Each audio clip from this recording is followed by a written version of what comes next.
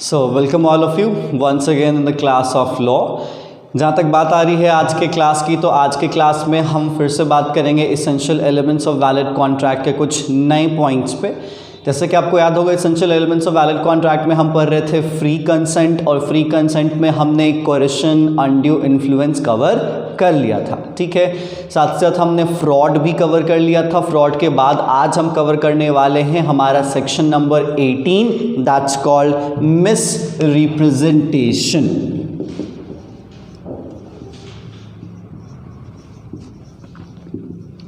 याद रख लीजिएगा, मिस रिप्रेजेंटेशन का जो सेक्शन है वो है सेक्शन नंबर 18। ठीक है, उम्मीद है आपको याद होगा section number 15, section number 16, section number 17, section number 18 and then बीच का सेक्शन 19 आपका गायब है, देन 20, 21 एंड 22। ठीक है, सेक्शन नंबर 15 डील करता है किससे? कोएर्शन से। सेक्शन नंबर 16 डील करता है अनड्यू इन्फ्लुएंस से। सेक्शन नंबर 17 डील करता है फ्रॉड से। सेक्शन नंबर 18 डील करता है मिस रिप्रेजेंटेशन से। सेक्शन नंबर 19 डील करता है इफेक्ट्स ऑफ क्या? Not presence of free consent. मतलब अगर किसी कॉन्ट्रैक्ट में फ्री कंसेंट नहीं है, किसी अग्रीमेंट में फ्री कंसेंट नहीं है, तो उसका इफेक्ट क्या है। ठीक है, आपको याद होगा इफेक्ट की बात आती है तो हमने आपसे बात किया था कि इसमें वॉइडेबल टर्म का इस्तेमाल किया जाएगा।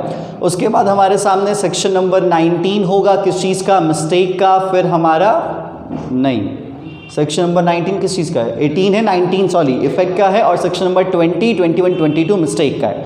चलो भाई, सबसे पहले हमें यहाँ पे बात हो जाती है किस चीज़ को लेके? तो मिस रिप्रेजेंटेशन को लेके बात आती है। देखिए भाई, यहाँ पे कहा क्या जाता है कि मिस रिप्रेजेंटेशन एक्चुअली है क्या? देखो, कहता है the positive assertion, first point है, the positive assertion in a manner not warranted by the information of the person making it of that which is not true though he believes it to be true। ठीक है, पहला point. दूसरा है any breach of duty without an intent to deceive gains an advantage to the person committing it or anyone claiming under him by misleading another to his prejudice or to the prejudice of anyone claiming under him। ठीक है, third point है causing however innocently a party to an agreement to make a mistake as to substances of the thing which is the subject to the agreement। ये आपके bare act के content से, मतलब miss representation का जो sense है उसको 3 हिस्सों में बांटा गया है। अब इस पॉइंट को समझिएगा कि एक्चुअली मिस रिप्रेजेंटेशन किसको कहा जाता है। देखो भाई, अगर आप किसी के सामने कोई स्टेटमेंट दे रहे हो, क्या कर रहे हो? अगर आप किसी के सामने कोई स्टेटमेंट दे रहे हो, ये जान के कि वो स्टेटमेंट क्या है, सही है, और आप इस चीज से अनजान हो कि एक्चुअली में वो स्टेटमेंट क्या है, गलत है। मतलब लिटरली वो स्टेटमेंट गलत है, लेकिन उसके गलत होने से आप अनजान हो और आप उसको सही तौर करके प्रेजेंट कर रहे हो, और ये जो प्रेजेंटेशन है उस गलत का सही जो प्रेजेंटेशन जो कि आप अनइंटेंशनली कर रहे हो, उसके कारण अगर यहाँ पे किसी को कोई नुकसान पहुंच रहा है तो नुकसान आपका इंटेंशन नहीं है। अगर उसके कारण मे बी आपको कोई अनएडवांटेज गेन, मतलब आप किसी को अनएडवांटेज दे रहे हो तो आपको कोई फायदा पहुंच रहा है, ठीक है, तो उस फायदे के कारण भी आप यहाँ पे मिस रिप्रेजेंटेशन में काउंट किए जाओगे। तो मैटर थोड़ा क्लियर रखना कि अगर आप कोई फॉल्स स्टेटमेंट दे रहे हो, अगर आप कोई फॉल्स रिप्रेजेंटेशन दे रहे हो और वो स्टेटमेंट, वो रिप्रेजेंटेशन एक्चुअली में गलत है और इस बात से आप अनजान हो, ठीक है, और उस स्टेटमेंट के देने से अगर आपको कोई फायदा पहुंचता है और अगर किसी अदर पार्टी टू कॉन्ट्रैक्ट को, मतलब उसी पार्टी टू कॉन्ट्रैक्ट का मतलब कोई दूसरे इंसान को क्या होता है, नुकसान पहुंचता है, तो वो पूरी चीज किस में काउंट की जाती है? मिस रिप्रेजेंटेशन में काउंट की जाती है। क्लियर क्या? इसीलिए देखो यहां पे कहता है statement of fact which of false, मतलब कोई भी ऐसा फॉल्स स्टेटमेंट प्रेजेंट कर रहे हो वो मिसरिप्रेजेंटेशन माना जाएगा अगर उस स्टेटमेंट को देने वाला ये बिलीव कर रहा है कि वो स्टेटमेंट सही है लेकिन एक्चुअली में वो स्टेटमेंट क्या है, गलत है। ठीक है, साथ ही साथ अगर यहां पे कोई ड्यूटी इंसान ब्रीच कर रहा है, when there is a breach of duty, लेकिन उस ड्यूटी के ब्रीच में उस ड्यूटी को ना परफॉर्म करने के बदले में उसका कोई इंटेंशन नहीं है कि मुझे फायदा पहुंचे और किसी को नुकसान पहुंचे, तो उसको भी क्या कहा जाएगा, मिस रिप्रेजेंटेशन कहा जाएगा। तो याद रख लीजिएगा मिस रिप्रेजेंटेशन के दो एस्पेक्ट्स आपके सामने रखे गए हैं, एक है स्टेटमेंट ऑफ फैक्ट और दूसरा है ब्रीच ऑफ ड्यूटी। बहुत लोग मिस रिप्रेजेंटेशन को बस रिप्रेजेंटेशन से जोड़ते कि हाँ जी उसने कुछ कहा होगा, उसने कुछ बताया होगा। नहीं, बहुत बार बिना कहे और बिना बताए बहुत बार आपकी ड्यूटी होती है जिस ड्यूटी को आप परफॉर्म नहीं करते हो, ठीक है, लेकिन परफॉर्म इसके कारण नहीं करते हो कि आपको फायदा या किसी को नुकसान, कोई अदर कारण के कारण अगर आप परफॉर्म नहीं करते हो, स्टिल वो सेक्शन 18 के परव्यू में एज अ मिस रिप्रेजेंटेशन के तौर पे काउंट किया जाएगा। क्लियर क्या? चलिए, साथ ही साथ यहां पे तीसरा कहता है when a party causes, even though done innocently, the other party to the agreement to make a mistake as to the subject matter। बहुत बार ऐसा होता है कि भले ही जिस पार्टी के साथ ये नुकसान हो रहा है या उस पार्टी के साथ कोई फायदा भी हो रहा है लेकिन सब्जेक्ट मैटर में मिस्टेक है, मतलब जो कॉन्ट्रैक्ट का मेन एस्पेक्ट है वही गलती से कुछ और प्रेजेंट कर दिया गया है, तो वो भी मिस रिप्रेजेंटेशन के कैटेगरी में काउंट किया जाता है। जैसे एग्जाम्पल के तौर पे अगर मैं आपको बताऊं तो मान लेते हैं एक ए था, ठीक है, जिसके पास घोड़े थे, ठीक है, उसके पास एक खरीदार आया बी, उसने कहा भाई मुझे घोड़ा दे दो, ठीक है। वो घोड़ा एक्चुअली में पागल था, वो घोड़ा एक्चुअली में क्या था, पागल था, लेकिन घोड़े के पहले वाले मालिक जो घोड़ा बेच रहा था उसको पता नहीं था, ठीक है, उसको नहीं पता था। अब उसने कहा कि हाँ जी घोड़ा एकदम सही है, कोई दिक्कत नहीं, एकदम तेज दौड़ता है, बहुत सही है, ठीक है, इसकी उम्र भी अच्छी है, इसकी नस्ल भी अच्छी है, ये सारे क्लेम करके उसने क्या कर दिए, बी को ये घोड़ा बेच दिया।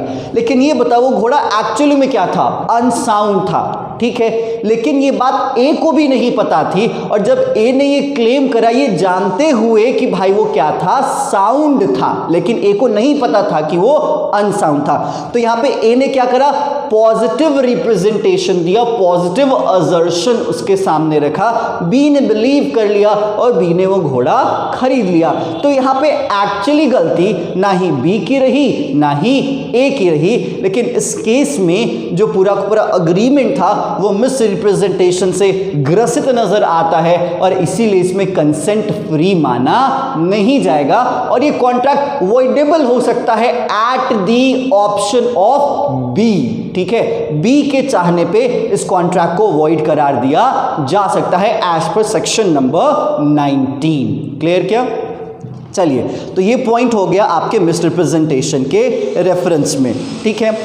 चलो भाई, इसमें और भी कुछ ऐसी चीज़ नहीं है जो कि आपको बताई जा सके। अब कुछ पॉइंट है, जैसे आप यहाँ पे देखिएगा difference between coercion and undue influence. Coercion और अनड्यू इन्फ्लुएंस में क्या अंतर है? सबसे पहला है नेचर ऑफ एक्शन। कोरिशन में याद रख लीजिएगा फिजिकल फोर्स या थ्रेट दोनों को काउंट किया जाता है, ठीक है। कोरिशन में फिजिकल थ्रेट और यहाँ पे कोई भी धमकी, याद रख लीजिएगा मैंने आपको बताया था कमिटिंग और थ्रेटनिंग टू कमिट, ये दोनों शब्द थे किसमें, आपके कोरिशन के केस में। लेकिन अनड्यू इन्फ्लुएंस में ओनली एंड ओनली प्रेशर बनाया जाता है, whether it's a mental pressure और whether it's a moral pressure. Clear क्या? जैसे आपको याद होगा वो 3 रिश्ते मैंने आपको बताए होंगे, ठीक है। नेक्स्ट है involvement of criminal action. Coercion में याद रख लीजिएगा यहां पे क्या कहता है, दैट इट इन्वॉल्व्स कमिटिंग और threatening to commit an act forbidden by law under Indian Penal Code 1860। और याद होगा इसमें 2 और बातें थी, यहाँ पे प्रॉपर्टी को डिटेन करना या किसी की प्रॉपर्टी को डिटेन करने की धमकी देना, ये सब अंडर आईपीसी 1860 अनलॉफुल है और क्रिमिनल ऑफेंस के कैटेगरी में काउंट किया जाता है। लेकिन अनड्यू इन्फ्लुएंस में कोई भी ऐसा एक्ट जो है ना वो इलीगल नहीं है, वो आईपीसी इंडियन पीनल कोड 1860 के कैटेगरी में नहीं आता है। ठीक है, नेक्स्ट बेसिस ऑफ डिफरेंस है रिलेशनशिप बिटवीन पार्टीज। क्वेश्चन में याद रख लीजिएगा रिश्ता होने की कोई जरूरत नहीं है। याद है ना, किसी ने उसके बेटे को धमकी दी थी कि तुम्हारे बेटे को उठा लेगा, नहीं तो उस पेपर पे साइन करो। तो क्वेश्चन में कोई रिश्ता होना जरूरी नहीं है, बट अनड्यू इन्फ्लुएंस में रिश्ता ही एक मेन मैटर देखा जाता है। ठीक है, next excise by whom.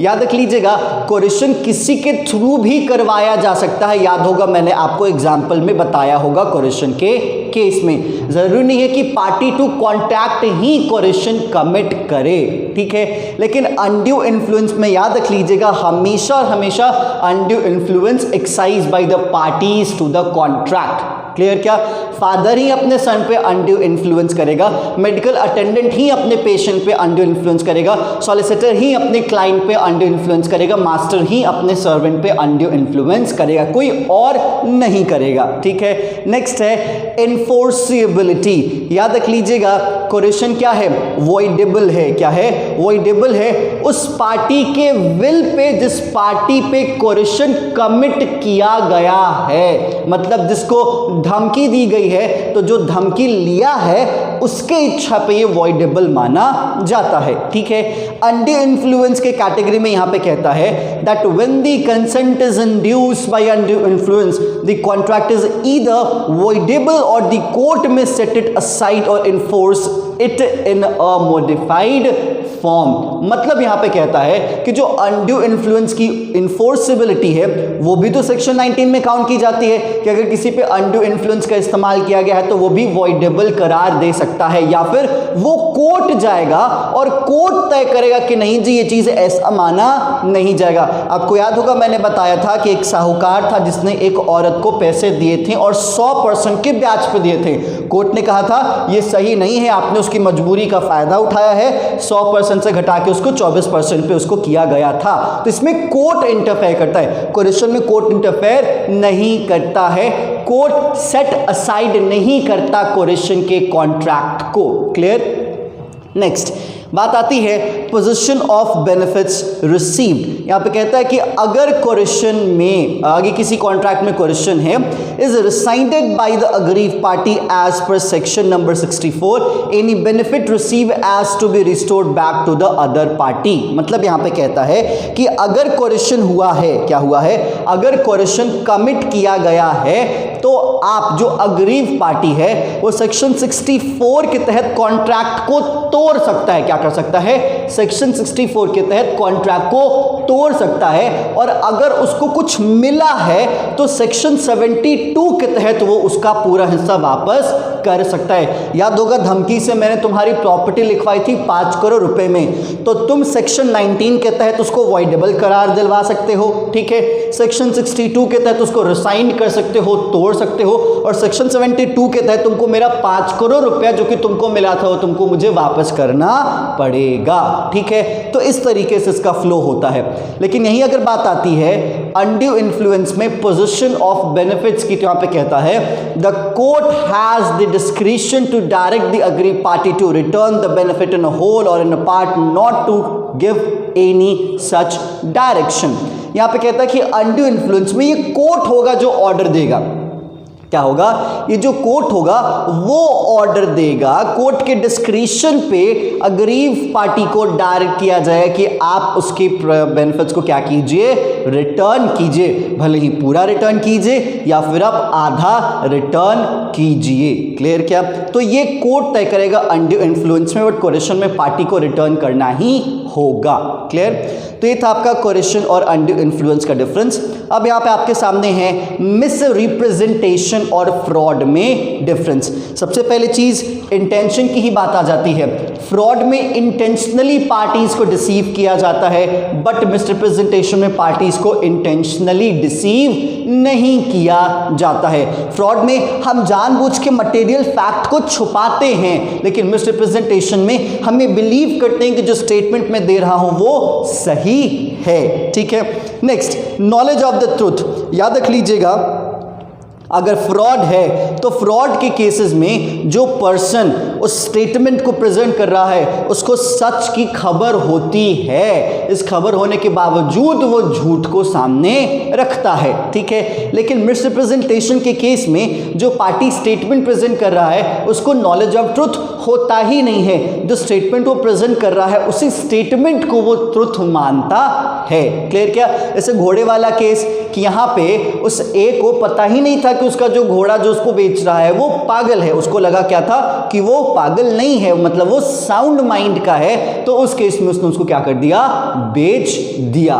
Clear? Next है recession of the contract and claim for damages. याद रख लीजिएगा, फ्रॉड के केस में जो पार्टी टू कॉन्ट्रैक्ट जिसको नुकसान हुआ है वो रिपुडिएट कर सकती है, कॉन्ट्रैक्ट को खुला तोड़ सकती है बिना कोई शर्त, और जो उसको नुकसान हुआ है उस नुकसान की वो भरपाई मांग सकता है। ठीक है, लेकिन मिसरिप्रेजेंटेशन के केसेस में याद रख लीजिएगा कि कॉन्ट्रैक्ट रिपुडिएट हो सकता है, आप कॉन्ट्रैक्ट को तोड़ सकते हो लेकिन डैमेज क्लेम नहीं कर सकते हो। जैसे अगर जानबूझ के मैंने पागल घोड़ा बेचा है, ठीक है, जानबूझ के, तो ये फ्रॉड है।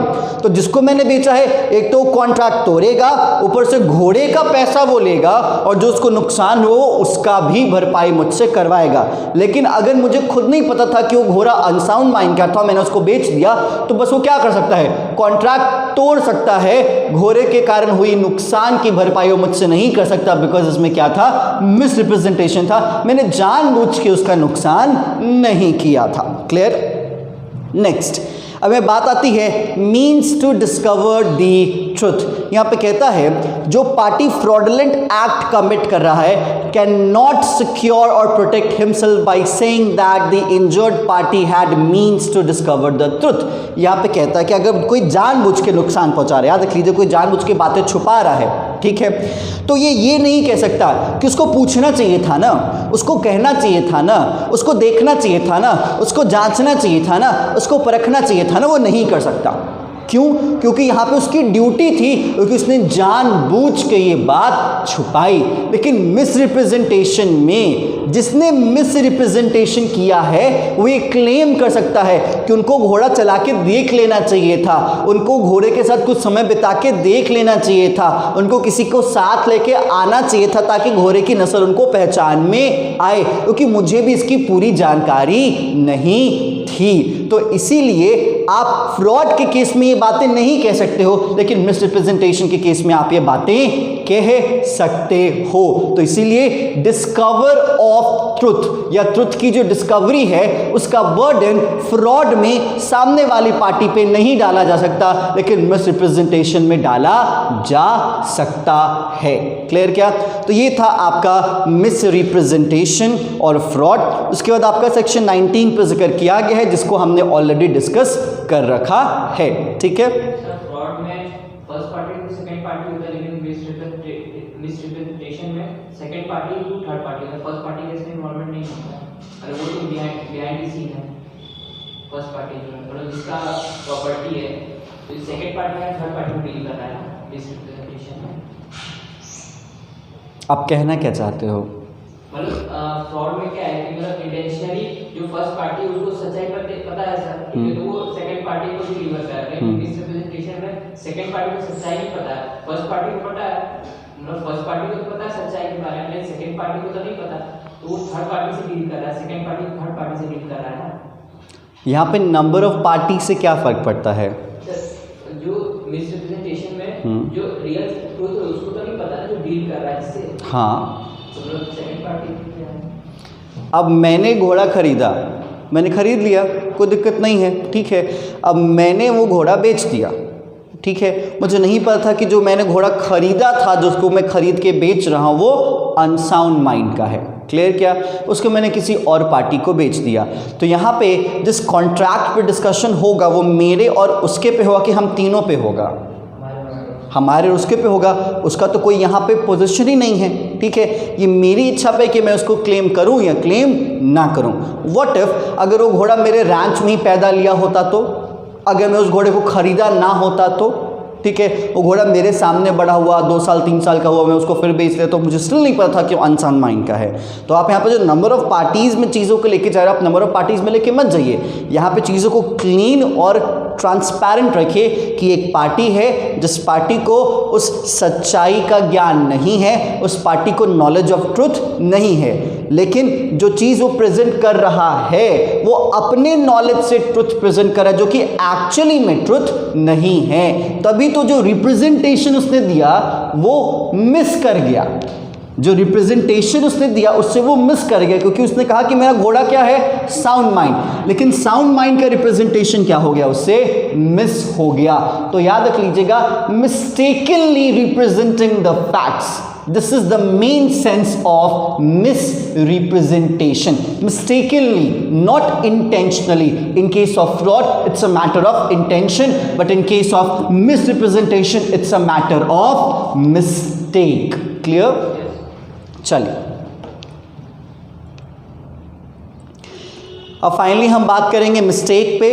ठीक है, आपको याद होगा मैंने मिस्टेक्स के कुछ सेक्शंस आपको कंफर्म करवाए थे, section number 20, section number 21 and section number 22। ठीक है, ये तीनों सेक्शंस किससे डील करते हैं? तो ये तीनों सेक्शन डील करते हैं आपके मिस्टेक से। ठीक है, याद होगा मैंने आपको 2 चीज़ें बताई होंगी। मिस्टेक डुअल एस्पेक्ट में आता है, एक है मिस्टेक ऑफ लॉ और दूसरा है मिस्टेक ऑफ फैक्ट। ठीक है, यही मेन पॉइंट इसमें हम डिस्कशन करना है। मिस्टेक के तो बहुत सारे कंटेंट है, लेकिन इसमें से कुछ ही कंटेंट आपके सामने रखे गए हैं। Mistake section 20, 21 and 22। ठीक है, तो मिस्टेक कितने एस्पेक्ट में है? डुअल एस्पेक्ट में है, mistake of law and mistake of fact. ठीक है, चलिए भाई हम अब डायरेक्टली बात करते हैं। सबसे पहले चीज़, मिस्टेक है क्या? कहता है मिस्टेक में बी डिफाइंड एज इनोसेंट और erroneous belief which leads the party to misunderstand the others. Mistake में बी ईदर बायलैटरल और यूनिलैटरल। यहाँ पे कहता है कि कोई भी इनोसेंट बिलीफ, क्या कोई भी इनोसेंट बिलीफ या फिर कोई भी एररस बिलीफ, मतलब कोई भी झूठा विश्वास, ठीक है, या फिर कोई ऐसा विश्वास जिसमें मेरा कोई इंटेंशन नहीं है बट मैं उस चीज़ को मेंटेन कर रहा हूँ, उसके कारण अगर कोई पार्टीज में मिसअंडरस्टैंडिंग आ जाती है, उस creation of misunderstanding due to presence of that belief is consider as mistake. ठीक है, अब यहाँ पे मिस्टेक का डुअल एस्पेक्ट है आपके सामने। पहला क्या है आपका? बायलैटरल और दूसरा क्या है? यूनिलैटरल। बायलैटरल बोले तो क्या? दोनों पार्टी से मिस्टेक हो गया, मतलब दोनों पार्टीज की तरफ से एररस बिलीफ था। ठीक है, या फिर यूनिलैटरल जिसमें किसी एक पार्टी से मिस्टेक हुआ है, किसी एक पार्टी को एररस बिलीफ प्रेजेंट था। ठीक है, तो इसीलिए आपको यहाँ पे कॉन्ट्रैक्ट की वैलिडिटी को भी चेक करना पड़ता है। यहाँ पे कहता है effect of mistake on validity of a contract. कहता है mistake is some unintentional act. You need to encircle the word. Mistake क्या है? एक अनइंटेंशनल एक्ट है। उस एक्ट में क्या होता है? हम किसी चीज को भूल जाते हैं, दैट्स कॉल्ड ओमिशन हो जाता है, या फिर कोई गलती हो जाती है। क्या हो जाती? कोई गलती हो जाती है अराइजिंग फ्रॉम अनकॉन्शियसनेस। ठीक है, मतलब हम उतने अवेयर नहीं थे, अनअवेयरनेस के कारण वो गलती हो गई। ठीक है, या फिर हमने इग्नोर कर दिया, या फिर हम भूल गए प्रॉपरली, या फिर इम्पोजिशन और मिसप्लेस्ड कॉन्फिडेंस, ठीक है, हमें सामने वाले में कोई खासा विश्वास नहीं था और उसके कारण यहाँ पे वो गलती क्रिएट होती है, और उसी के कारण मिस्टेक दो हिस्सों में बढ़ जाता है। एक होता है मिस्टेक ऑफ लॉ और दूसरा होता है मिस्टेक ऑफ फैक्ट, ठीक है। तो अब यहाँ पे सबसे पहले हम डिस्कस किसको करेंगे, मिस्टेक ऑफ लॉ को सबसे पहले डिस्कस करेंगे। काफ़ी छोटी सी चीज़ है, बहुत ज़्यादा कंटेंट इसमें नहीं है, ठीक है। अब देखो भाई, मिस्टेक ऑफ लॉ की बात आती है, कानून का ज्ञान नहीं है आपको, ठीक है, कानून का नॉलेज नहीं है आपको। तो याद रख लीजिएगा, जब हम कानून की बात करते हैं तो हम डुअल लॉज की बात करते हैं। पहला है mistake of law of our own country और दूसरा है mistake of law of any foreign country, ठीक है। तो अगर mistake of law of home country है तो याद रख लीजिएगा वो एक्सक्यूजेबल नहीं है। क्या है वो? एक्सक्यूजेबल नहीं है। और दूसरा mistake of law of foreign country है, वो एक्सक्यूजेबल माना जाता है, ठीक है। समझिएगा जरा, यहां पे पॉइंट आपके सामने मैं प्रेजेंट कर रहा हूं। कहता है mistake of law of the country, कहता है यहां पे ignorance of law is no excuse, is a well settled rule of law. A party cannot be allowed to get any relief on the ground that it had done a particular act in ignorance of law. A mistake of law is therefore no excuse and the contract cannot avoid it, ठीक है। Example के तौर पे देखो, यहाँ पे कहता है A and B enter into a contract on the erroneous belief that a particular debt is barred by Indian law of limitation. This contract is not voidable. समझना जरा, बेसिक सी बात है। अगर मान लेते हैं आप और आप, कोई भी दो पार्टी है, आप दोनों पार्टीज में कॉन्ट्रैक्ट हुआ। क्या हुआ? कॉन्ट्रैक्ट हुआ। किस चीज़ का कॉन्ट्रैक्ट हुआ? कि हम बिटकॉइन खरीदेंगे और बिटकॉइन खरीद के क्या करेंगे? बेचेंगे सामने वाले पार्टी को, मतलब एज अ मीडिएटर के तौर पे हम काम करेंगे। ओके, बिटकॉइन खरीदने वालों की भरमार है बाजार में, ऐसा नहीं है कि बिटकॉइन कोई खरीदना नहीं चाहता, खरीदने वालों की भरमार है। बहुत सारे देश में बिटकॉइन क्या है? लीगल है। बहुत सारे देशों में बिटकॉइन क्या है? इलीगल है। सपोज दैट आपको खुद पता ही नहीं है, लिटरली आपको नहीं पता, इन अ लिटरल सेंस सच में आपको नहीं पता कि हमारे देश में बिटकॉइन का लीगल स्पेस क्या है। आपने क्या किया? कोई आपने ओवरसीज कॉन्ट्रैक्ट करा, जिस कॉन्ट्रैक्ट में आपने अपना पैसा लगाया और बिटकॉइन आपने खरीदा, और ऐसी बहुत सारी बड़ी बड़ी पार्टीज जो कि बिटकॉइन में इन्वेस्टमेंट करना चाहती हैं, आप बन के मीडिएटर, आपको बिटकॉइन खरीदना है, मेरे पास बिटकॉइन है, आप लीजिए, खरीदिए। आपने इन्फ्लेट करके बिटकॉइंस आप बेचने लगे, ठीक है। अब यहाँ पे मान लेते हैं आप दोनों पार्टीज के बीच में अगर कोई कॉन्ट्रैक्ट हुआ, क्या हुआ? कोई कॉन्ट्रैक्ट हुआ, क्लियर। अगर किसी पार्टी को आपने बिटकॉइन दे दिया, क्या अगर आपने किसी पार्टी को बिटकॉइन दे दिया और अगर उसने एक्चुअली में आपको पैसे नहीं दिए, आप कोर्ट चले गए, ठीक है, कि देखो साहब जी हमने इसको बिटकॉइन बेचा और इसने मुझे पैसे नहीं दिए। कोर्ट कहेगा भाई सुनो, एक तो तुमने क्या करा है? बिटकॉइन में डील करा है जो कि एक्चुअली क्या है? इंडिया में इलीगल है। तुम कहोगे माफ कीजिएगा सर, हमें तो पता ही नहीं था, और एक्चुअली मैंने कहा ना आपको पता नहीं था। तो इस केस में आप बताइए मिस्टेक ऑफ लॉ आपसे हुआ, क्योंकि आपने वो एक्ट करा जो कि एक्चुअली हमारे देश के कानून में उस पर रोक लगाई गई है, ठीक है। तो इस केस में कोर्ट कहेगा नहीं जी ऐसा कोई चीज़ नहीं होगा, हमारे यहाँ मना किया गया था और ये आपकी जिम्मेदारी थी कि आप इस देश के कानून के अनुसार काम करें। मतलब जो आप अपना एक्सक्यूज प्रेजेंट करोगे ना कि माफ कीजिएगा मुझे नहीं पता, this excuse is not actually excusable. आपको यहाँ पे कोई भी बेनिफिट नहीं मिलेगा, आपको यहाँ पे कोई भी रिलीफ नहीं मिलेगा, आपको कोई भी रेमेडी नहीं दिया जाएगा। आप गए, आपका नुकसान हुआ, ये आपकी प्रॉब्लम है, ये हमारी प्रॉब्लम नहीं है। याद रख लीजिएगा पनिशेबल नहीं है अभी तक, क्या पनिशेबल नहीं है बट अलाउड भी नहीं है। क्लियर हुआ? तो ये हो गया आपका mistake of law of home country, आपको अपने ही देश का सिस्टम नहीं पता था। अब मान लेते हैं अगर कोई दूसरा देश वाला आपसे डील करे, जैसे आप बिटकॉइन खरीद रहे हो तो आप ओवरसीज से बिटकॉइन खरीद रहे थे, अब जिससे आप खरीद रहे थे उस पार्टी में क्या हो गया, डिस्प्यूट हो गया और उस पार्टी ने आप पे क्या कर दिया, केस फाइल कर दिया। ठीक है, तो याद रख लीजिएगा वो वाली पार्टी जो कि इंडिया की नहीं है उसको एक्सक्यूज कर दिया जाएगा, क्योंकि वो फॉरेन कंट्री का लॉ जाने ऐसा जरूरी नहीं है। तो इसीलिए अगर यहां पे mistake of law of foreign country है तो वो एक्सक्यूजेबल है, उसको रेमेडी दिया जाएगा। लेकिन अगर mistake of law of home country है तो एक्सक्यूजेबल नहीं है, आपको रेमेडी नहीं दिया जाएगा। क्लियर क्या? तो इसीलिए यहां पे याद रख लीजिएगा कि अगर mistake of law of home country है so contract can not be avoided. ठीक है, लेकिन mistake of law of foreign country है then contract can be avoided. ठीक है, देखो यहां पे मैं फिर से आपके लिए मार्क कर दे रहा हूं। कहता है a mistake of law is therefore no excuse and the contract can not be avoided. ठीक है, ये मेन पॉइंट है आपके लिए।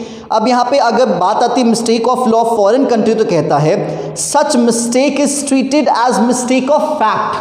अब ये जो फॉरेन कंट्री वाले कानून की जानकारी ना होना है उसको भले ही वो मिस्टेक ऑफ लॉ है लेकिन उसको ट्रीट कैसे किया जाएगा, मिस्टेक ऑफ फैक्ट के अनुसार उसको ट्रीट किया जाएगा और जो अग्रीमेंट होगा इस केस में वो क्या मान लिया जाएगा, वॉइड मान लिया जाएगा। सेक्शन 21 यही है। क्लियर क्या? तो चलो भाई, यहां पे उम्मीद है आपको समझ में आ चुका होगा कि जब हम मिस्टेक ऑफ फैक्ट की बात करते हैं तो ये कैसे और किस तरीके से डील करता है। अब हम जब मिस्टेक ऑफ फैक्ट का सवाल आ गया है तो मिस्टेक ऑफ फैक्ट को भी हम थोड़ा इत्मीनान से समझ लेते हैं। ठीक है, अब यहाँ पे मिस्टेक ऑफ फैक्ट की बात आती है तो यहाँ पे कहता है where the contracting parties misunderstood each other and at the cross purpose there is a bilateral or mutual mistake where both the parties to an agreement is under a mistake as to a matter of fact essential to the agreement is void। ठीक है, मतलब यहाँ पे simple चीज़ है mistake of fact, मतलब कोई भी subject matter था, कोई भी स्टेटमेंट था, कोई भी चीज़ें थी जो कि ज़रूरी थी उस कॉन्ट्रैक्ट में, किसी भी पार्टी के थ्रू मिस्टेक हो जाता है तो वो मिस्टेक ऑफ फैक्ट कहा जाएगा और मिस्टेक ऑफ फैक्ट के अकॉर्डिंग अगर देखा जाए तो अग्रीमेंट को क्या माना जाएगा, वॉइड माना जाएगा। क्लियर क्या? जैसे एग्जांपल के तौर पे देखो मिस्टेक ऑफ फैक्ट का एग्जांपल दे रहा है, A offers to sell his Ambassador car to B. A ने क्या किया, बी को ऑफर किया कि क्या तुम मेरी एम्बेसडर कार खरीदोगे। बी ने बिलीव किया कि ए के पास तो फिएट कार ही थी ना, तो मे बी वो शायद फिएट को एम्बेसडर कह रहा होगा, तो यहाँ पे अग्री हो गया कार खरीदने के लिए। दोनों parties are thinking about the different subject matters so that there is no real consent and the agreement is void. क्योंकि एक क्या बेच रहा था, एम्बेसडर, और दूसरा क्या खरीदने के सपने लगाए हुए था, फिएट। तो क्या यहाँ पे कॉन्शियस एड आइडल था क्या? नहीं, same thing in a same sense at a same time assumed by both parties were missing and that's why this is what we call mistake of fact, and due to presence of mistake of fact agreement is considered as void because consent is not free as per section number 14। Clear क्या? तो यहीं पे आपके सारे के सारे free consent के जो मैटर्स हैं वो हो जाते हैं ओवर। क्लियर क्या? तो याद रख लीजिएगा फ्री कंसेंट काफ़ी अच्छा जगह है, काफ़ी अच्छा टॉपिक है जिस टॉपिक से क्वेश्चंस उठाए जाते हैं। आप फ्री कंसेंट को काफ़ी डिटेल में पढ़िएगा, कंटेंट भी ऐसा नहीं कि इसके थोड़े कोई कम है, कंटेंट भी इसके अच्छे खासे हैं। तो फ्री कंसेंट में आपके सामने बहुत सारी चीज़ें हैं, याद सीक्वेंस से कीजिएगा। मैं आपके सामने सेक्शंस प्रेजेंट कर रहा हूँ, बार बार प्रेजेंट करता हूँ इस उम्मीद में कि सेक्शन आपके दिमाग में आ जाएगा तो आप सेक्शन लिख पाओगे। स्टिल मैं आपको ये ज़रूर कहना चाहूँगा, सेक्शन याद हो, कंफर्म हो तभी लिखें, नहीं याद हो, नहीं कंफर्म हो तो ना लिखें। ठीक है, चलिए, अब यहाँ पे आपका फ्री कंसेंट का टॉपिक टोटली ओवर हो जाता है। अब हम नेक्स्ट टॉपिक की शुरुआत करेंगे, जिस टॉपिक का नाम है legality of object and consideration. So stay tune for the next session, जिस नेक्स्ट सेशन में हम इस टॉपिक को डिस्कस करेंगे। तब तक के लिए शुक्रिया।